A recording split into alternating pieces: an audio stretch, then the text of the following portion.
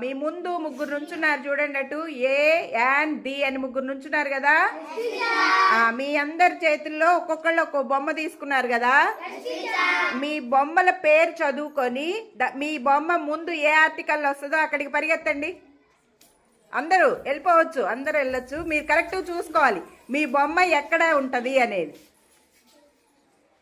మీ బొమ్మ తీసుకొని ఎక్కడికి వెళ్ళాలో అక్కడికి వెళ్ళండి. ఓకే, ఇప్పుడు ఒక్కొక్కళ్ళు మీరు తీసుకున్న ఆర్టికల్ దగ్గరికి వెళ్ళారు కదా, అది చదవాలి. First orange, an orange,